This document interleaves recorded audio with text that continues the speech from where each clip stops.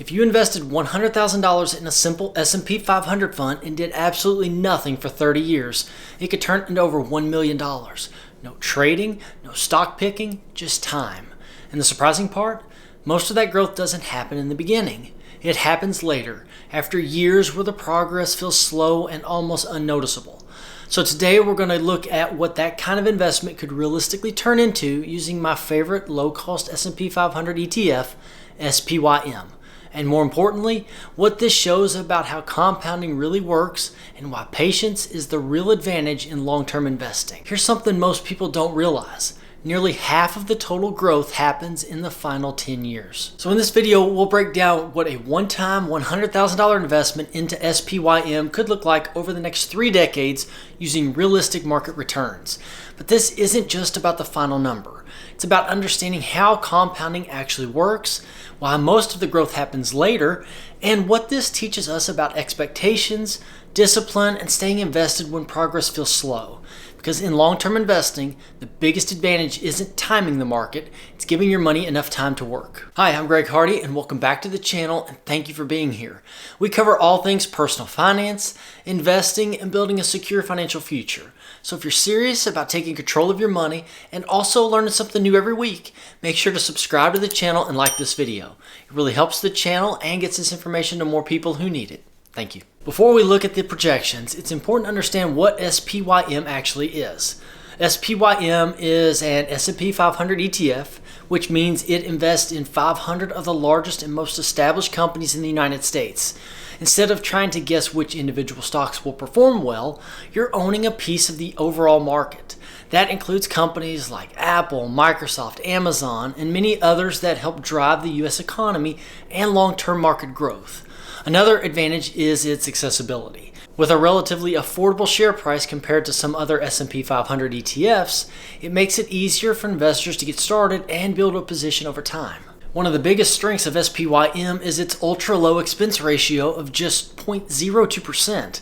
That may sound small, but over decades, lower fees can make a meaningful difference because more of your money stays invested and it continues to compound. Combine that low cost with broad diversification and you reduce both expenses and individual company risk.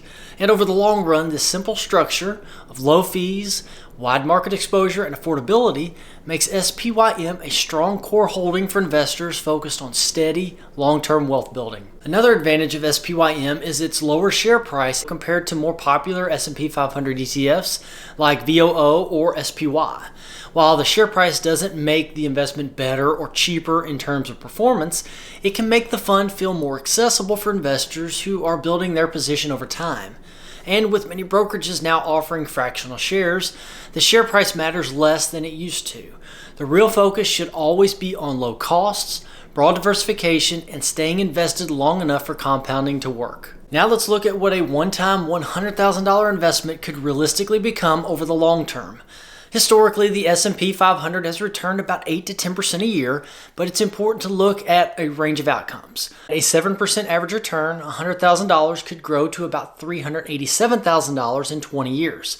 At 8%, around $466,000, and at 10%, roughly $670,000. Those are solid results, but this is where the power of time really starts to show. If we extend that timeline to 30 years, the growth accelerates dramatically. At 7%, that same $100,000 could grow to about $761,000. At 8%, it grows to just over $1 million. And at 10%, it could reach around $1.7 million. Nothing changed about the strategy, no extra contributions, just 10 more years of compounding doing the heavy lifting. One of the biggest lessons from this example is how easy it is to underestimate what time can do. When people see numbers like $761,000 or even $1 million after 30 years, it can feel like that outcome requires perfect timing or advanced investing knowledge. But the reality is much simpler. The S&P 500 has produced strong long-term returns for decades because it represents the largest and most productive companies in the U.S. economy. As businesses grow, innovate, and generate profits, investors who own those companies through broad market funds benefit from that growth over time. And this is also why starting earlier can make such a dramatic difference. If someone waits 10 years to invest that same $100,000, they're not just missing 10 years of growth, they're missing the years where compounding begins building real momentum. Time is the one factor investors can't recover once it's lost. That's why many successful investors focus less on finding the perfect investment and more on getting their money invested and giving it as much time as possible to work. Now, we all know the market won't deliver the same return year after year. There will be stronger years, weaker years, and periods that test your patience. These numbers aren't guarantees, they're long-term averages based on history. But the bigger takeaway isn't the exact final amount, it's that time is what turns steady growth into life-changing results. And the longer you stay invested, the more powerful compounding becomes. Here's the part that surprises most people. In the early years, the growth often feels slow and sometimes even disappointing. That's because compounding doesn't start out dramatically, it builds gradually.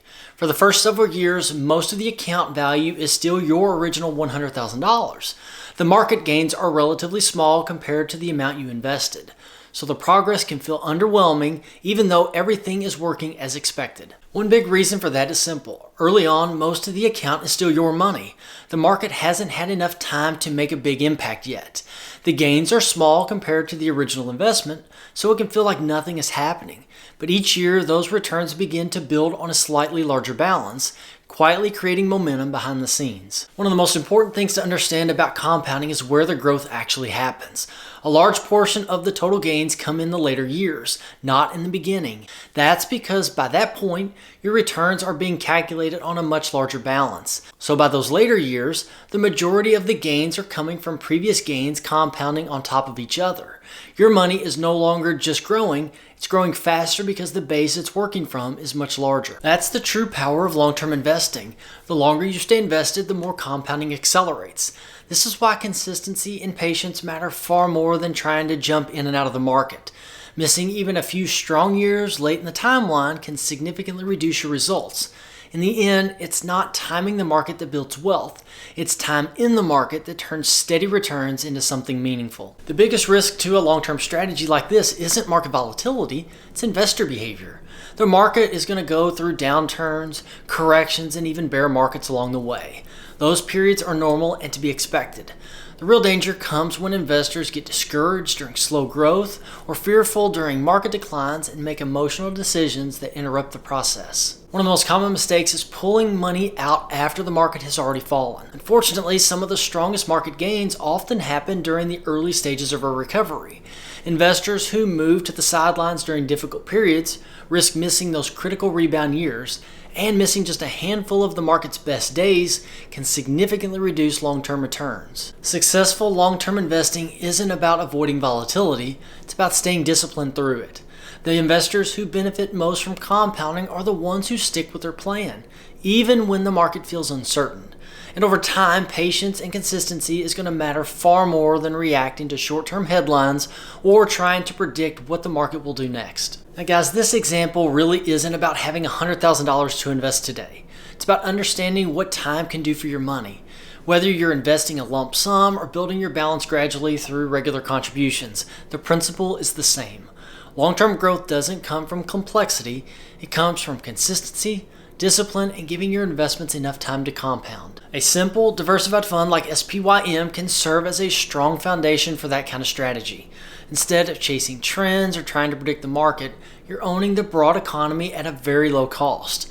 Over time, that simplicity can be a major advantage because it keeps your plan focused, reduces unnecessary decisions, and makes it easier to stay invested through different market cycles. The strategy itself isn't complicated. The real challenge is patience. Long-term investing often feels slow, especially in those early years, and that's where many people lose confidence. But the investors who give the process time are the ones who see the biggest results. In the end, building wealth isn't about doing more. It's about staying consistent long enough to let the math work in your favor. Here's the bigger question this example should leave you with. What does your timeline look like? Because the difference between average results and life-changing results often isn't the investment you choose, it's how long you give it. Most people underestimate what time can do and overestimate what short-term decisions can accomplish. Wealth is rarely built through big moves. It's built by making one solid decision, staying consistent, and then giving that decision enough time to work. I really would like to hear from you. If you had $100,000 to invest today, would you put it all in at once or would you spread it out over time? And if you're still building towards that number, what's your long-term investing target? Let me know in the comments. Because one of the best ways to stay committed to a long-term plan is to make your goal clear, and then give yourself the time it takes to get there. Now, if you found this video eye-opening, don't keep it to yourself. Share it with someone who you think needs to hear it. And if you want more practical, no-nonsense advice on building wealth and securing your financial future, then check out this video here. And also, please make sure to subscribe. Thank you for watching, and I'll see you in the next one.